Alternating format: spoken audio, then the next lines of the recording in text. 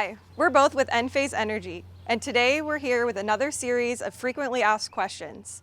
This one is focused on EV charging. So there's multiple speeds of charging. I've noticed that when I'm on the road, there's these fast chargers. Could we install a DC charger at home? So the DC fast chargers are very high power. They're not generally something that you would see at a home. They require 480 volt power. They're very expensive as well, not only to purchase the equipment, but to install. So generally you're gonna see those in a commercial application.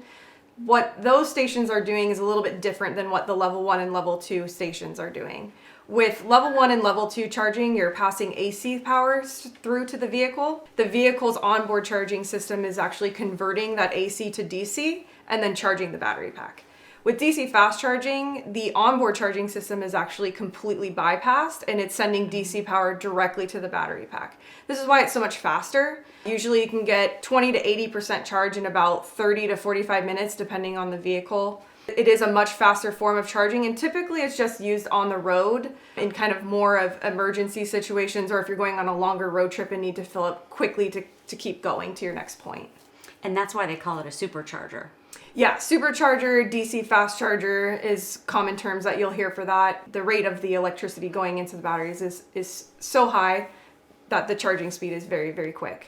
I remember the first time I ever used a supercharger, I plugged my car in, not realizing that within 15 minutes I would have 80% of my charge. And I was so relieved, frankly, because I thought I was going to be sitting there for a couple of hours, but I didn't realize that it was going to give me a fast charge. So I think the idea of superchargers on occasion when you need them gives me a level of confidence that I didn't otherwise have as an EV driver. Yeah, absolutely. It'll give you that enough recharge to get to your next destination or home, where there you have either your level 1 or your level 2 charger to finish off the charge overnight and be ready for your next day. There's a lot of installations going along like highway corridors, things like that, to ensure that people can travel place to place. Just so someone would feel comfortable having a gas station on every corner, you'll have charging available to you.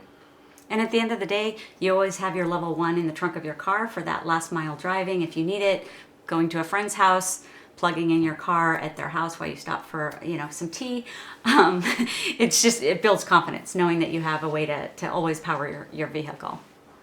If you didn't get your question answered today, email us at questions@enphase.com and we'll be sure to get to it next time.